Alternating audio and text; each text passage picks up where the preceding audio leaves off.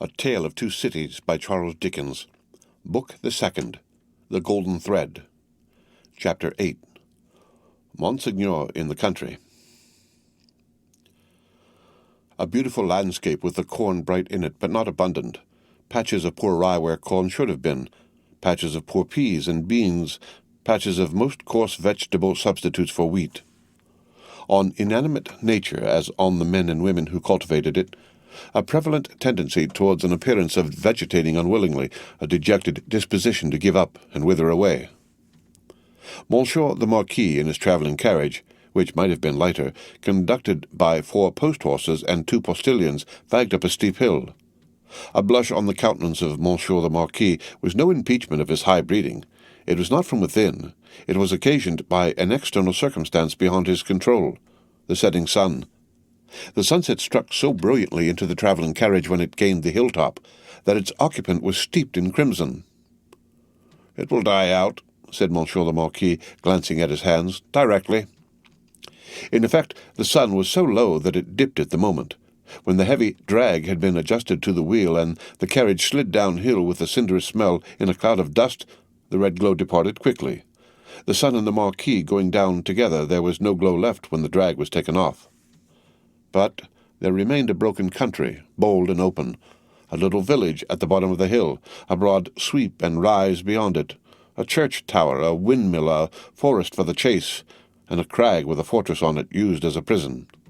Round upon all these darkening objects, as the night drew on, the Marquis looked with the air of one who was coming near home.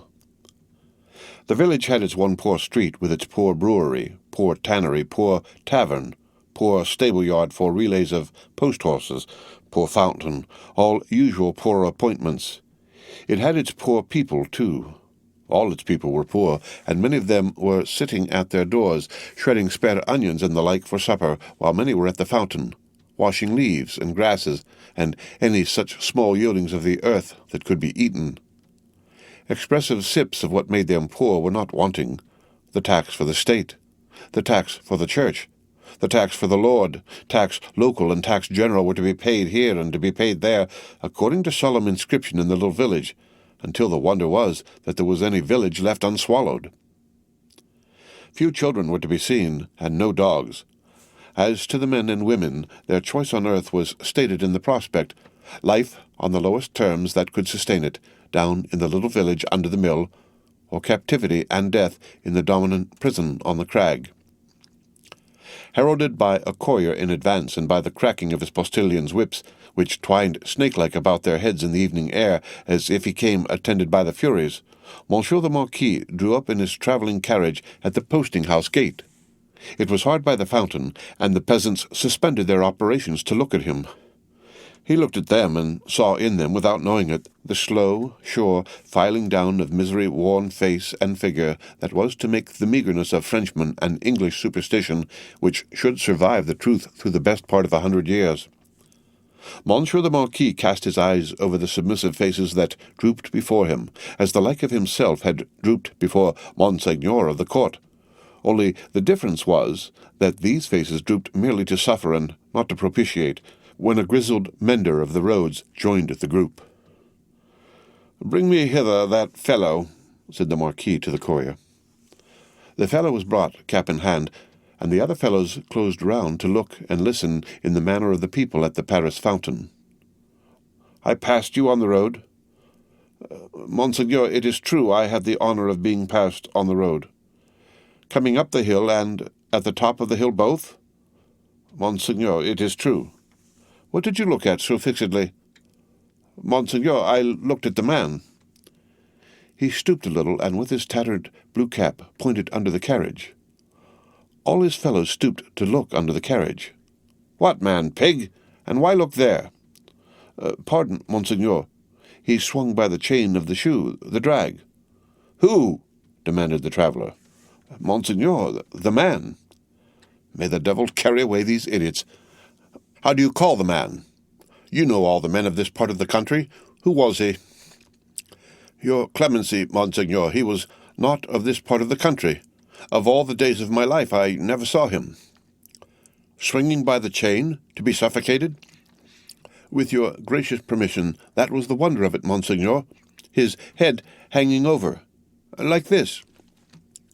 He turned himself sideways to the carriage and leaned back, with his face thrown up to the sky and his head hanging down, then recovered himself, fumbled with his cap, and made a bow.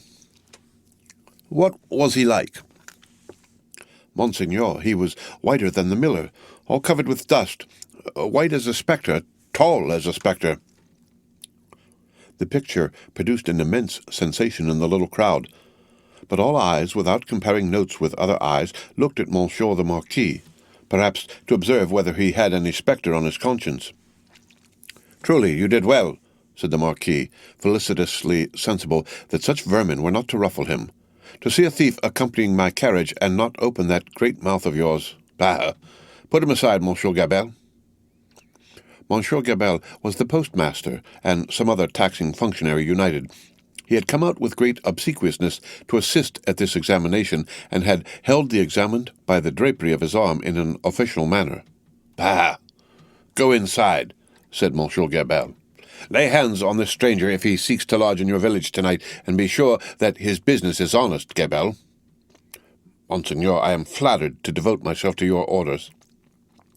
"Did he run away, fellow? Where is that accursed?"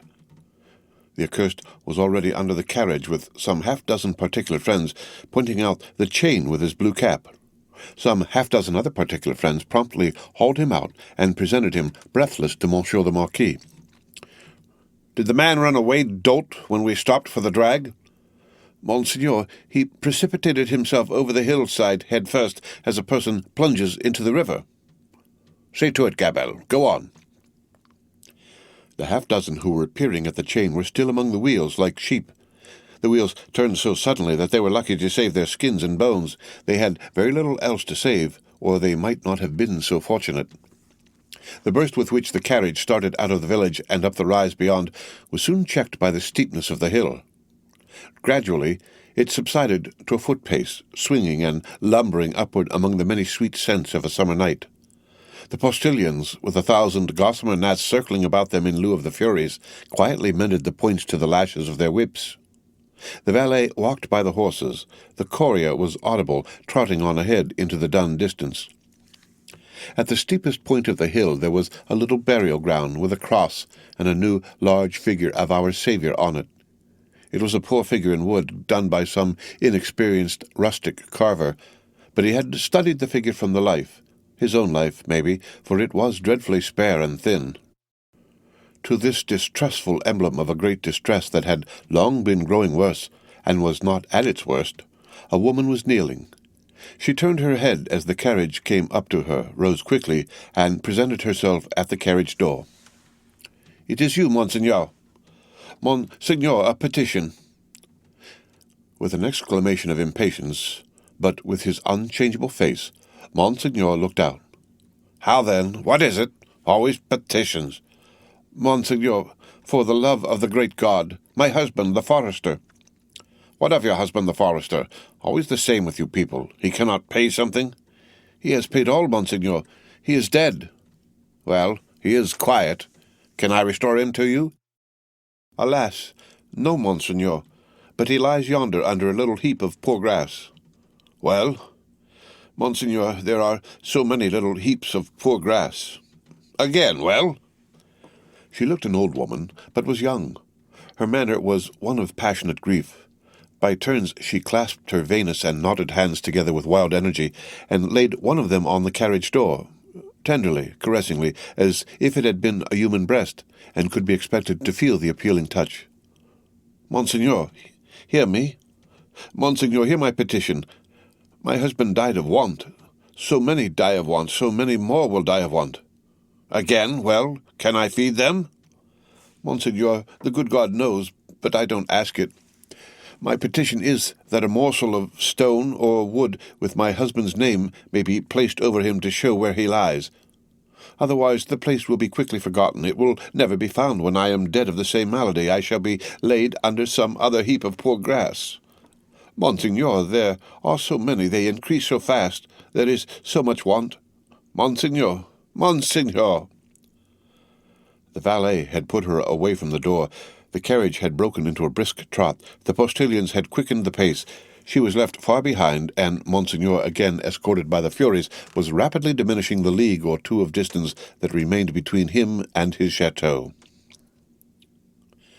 The sweet sense of summer night rose all around him, and rose as the rain falls, impartially on the dusty, ragged, and toil-worn group at the fountain not far away, to whom the mender of roads, with the aid of the blue cap, without which he was nothing, still enlarged upon his man like a spectre as long as they could bear it. By degrees, as they could bear no more, they dropped off one by one, and lights twinkled in little casements, which lights, as the casements darkened, and more stars came out, seemed to have shot up into the sky instead of having been extinguished. The shadow of a large, high-roofed house, and of many overhanging trees, was upon Monsieur the Marquis by that time, and the shadow was exchanged for the light of a flambeau as his carriage stopped, and the great door of his chateau was opened to him. "Monsieur Charles, whom I expect, is he arrived from England?" "Monseigneur, not yet." The end of Book the Second, The Golden Thread, Chapter 8. Read by Rick Kistner. For Lit to go on the web at fcit.usf.edu.